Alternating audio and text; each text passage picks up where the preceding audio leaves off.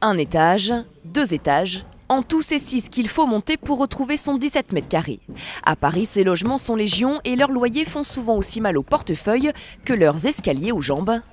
Mais depuis l'encadrement des loyers, Charlotte avait trouvé un logement au loyer raisonnable jusqu'à un étrange courrier reçu quelque temps après son emménagement. Un avenant de ma propriétaire me disant que le loyer était à la base à 680 €. Comme elle n'a pas eu le choix avec cette nouvelle loi de me le faire passer à 580, elle voulait juste la différence en cash. 100 € par mois en espèces pour limiter le manque à gagner depuis cette loi Allure.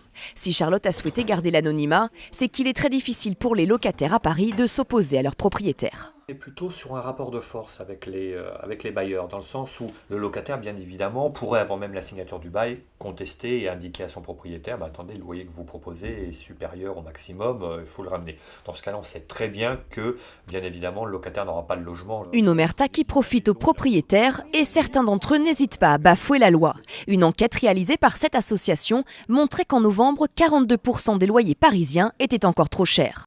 Alors, si vous avez emménagé après le mois d'août et pour savoir si votre loyer est au bon prix, rien de plus simple, rendez-vous sur le site de la préfecture d'Île-de-France et en 3 clics, vous trouverez votre loyer de référence par quartier, suivant votre type de logement, sa surface, ainsi que l'année de construction de votre immeuble. Le loyer maximal apparaît et si vous payez plus cher, vous pouvez déposer une réclamation. Une procédure de médiation, de conciliation qui est faisable entre le locataire et le propriétaire en saisissant ce qu'on appelle la commission de conciliation par un simple courrier en recommandé.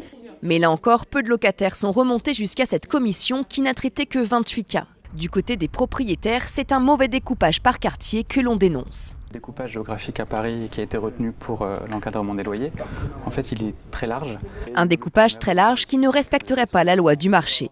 Exemple à Paris, dans le 18e arrondissement, il coûtait forcément plus cher avant d'habiter à Montmartre, près du Sacré-Cœur, que porte de Clignancourt, proche du périphérique. Et bien désormais ce n'est plus le cas, les mêmes loyers s'imposent. Alors forcément, pour les propriétaires qui ont investi récemment dans ces quartiers chics, le coût est plutôt rude.